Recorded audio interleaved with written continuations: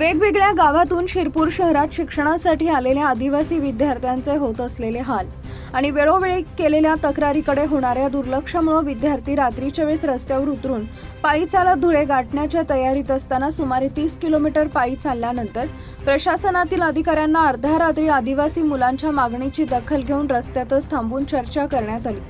सविस्तर बातमी अशी की मागील 3 ते 4 वर्षापासून आदिवासी वसतिगृहात काही छोट्या मोठ्या मागण्यांसाठी वारंवार तक्रार करून सुद्धा कोणी लक्ष द्यायला तयार नाहीये।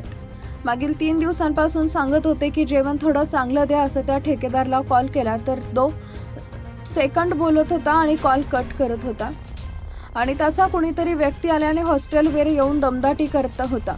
मुलांना भरपूर समस्या पण होत्या, जेवण, आरोग्य, लायब्ररी, पुस्तक किंवा स्वच्छता किंवा आपली बिल्डिंग नाही आणि मुली शिगावेहून तिकडून येतात। वारंवार एसटी बससाठी मागणी करूनही कुणी दखल घेत नाही होतं। म्हणून आदिवासी विद्यार्थ्यांनी पायी मोर्चा काढत रात्रीतूनच धुळे गाठण्याचं ठरवलं आणि सुमारे 30 किलोमीटर पायी जाणाऱ्यांच्या मोर्चांचा अधिकाऱ्यांनी अर्ध्या रात्रीची भेट घेऊन समजावण्याचा प्रयत्न केला। यावेळी आदिवासी विद्यार्थी त्यांच्या समस्या पोटतिडकीने अधिकाऱ्यांसमोर मांडत होते।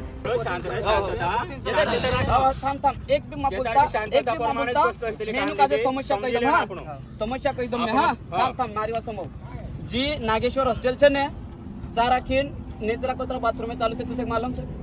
नहीं मालूम है, नहीं मालूम है। एकदम शांत समूह हां मी मारी बात चाराखीन एक बाथरूम से चाराखीन असं उलटून नोड करीन पुऱ्या खाटी धुतला किंवा चाराखीन उंगवतला हां झोपला तुटला फुटला छे हां झोपला तुटला फुटला छे प्लस तीनू पुऱ्या काचे जेवण कुणी कोण आपतर यू प्रशासन किंवा जो ठेकेदार से तेर घरगुती आपतलो और ठेकेदार घरगुती आपतलो तेरा घरगुती आपतलो सब खुद जो ठेकेदार से ने पूरा जो पूरा घरगुती आपतलो तेरा तीना काजे कोतर एक 15 वर्षापासून तेरा जीआर छे में से